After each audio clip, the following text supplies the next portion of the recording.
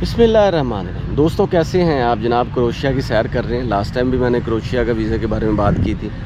آج میں کروشیا کا ایک ایسا ویزا آپ کے ساتھ ڈسکس کروں گا جسے بہت سے لوگ نہیں جانتے۔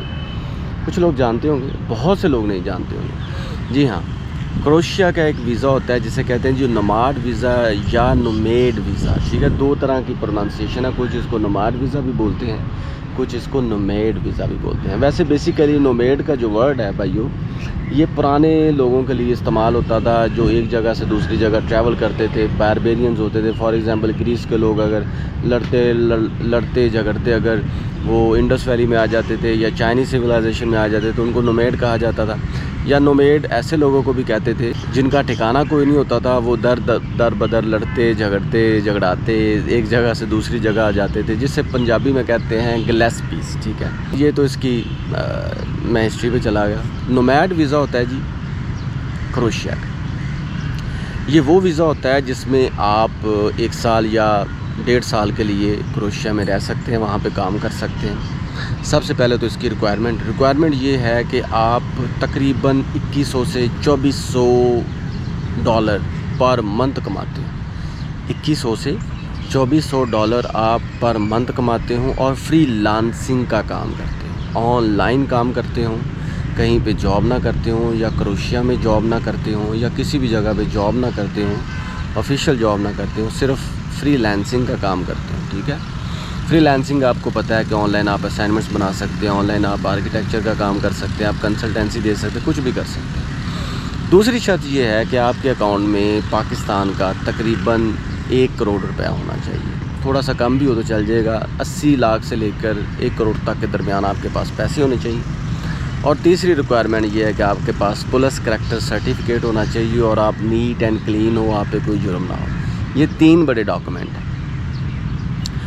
اب ہم اس کے اوورال تمام ڈاکومنٹس کی بات کریں تو آپ کے پاس جناب ویلڈ پاسپورٹ ہونا چاہیے، 1.5 سال کے لیے ویلیڈیٹی اس کی ضرور ہونی چاہیے۔ آپ کے پاس پولیس کریکٹر سرٹیفکیٹ ہونا چاہیے جو کہ موفا سے اٹیسٹڈ ہو۔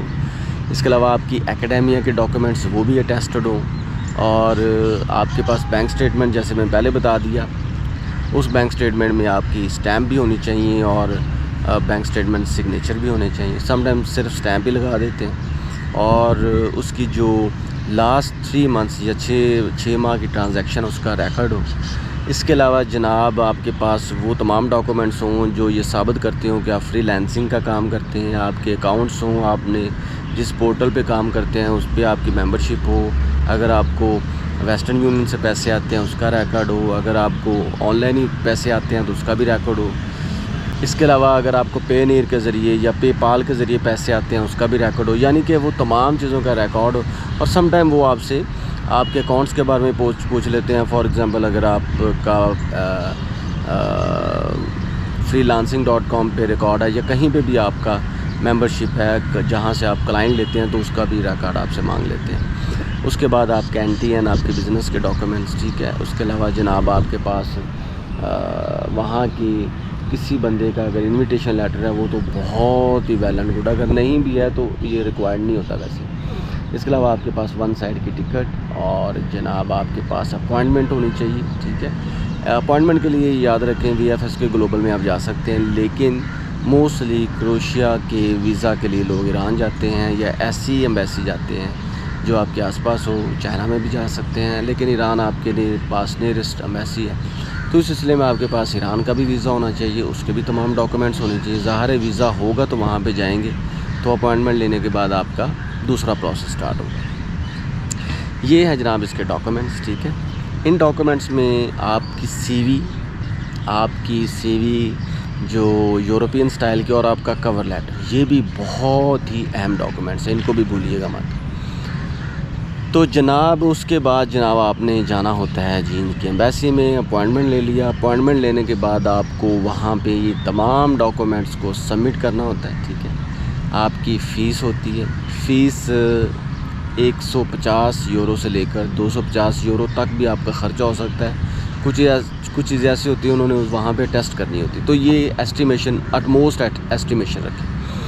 تو وہاں پہ آپ کا انٹرویو بھی ہو سکتا ہے کہ بھئی آپ کس لیے جا رہے ہیں، کیوں جا رہے ہیں. تو یہ آپ کو 1 سال کا ویزا بھی مل سکتا ہے، 1.5 سال کا ویزا بھی مل سکتا ہے، اور ہو سکتا ہے کہ آپ کو 3 ماہ کا ویزا بھی ملے. وہاں جا کے آپ اس کو رینیو کروا سکتے ہیں، ٹھیک ہے، نوماڈ ویزا میں کنورٹ بھی کروا سکتے ہیں، اور اس کو ایکسٹینڈ بھی کروا سکتے ہیں.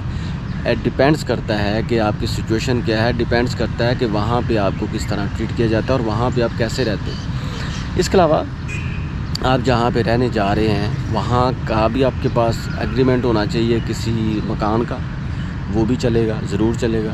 اگر آپ کسی مکان میں یا فلیٹ میں نہیں رہنا چاہتے تو بھائی ایٹ لیسٹ اور ایٹ موسٹ آپ کے پاس ہوٹل بکنگ ہونی چاہیے، ضرور بالضرور.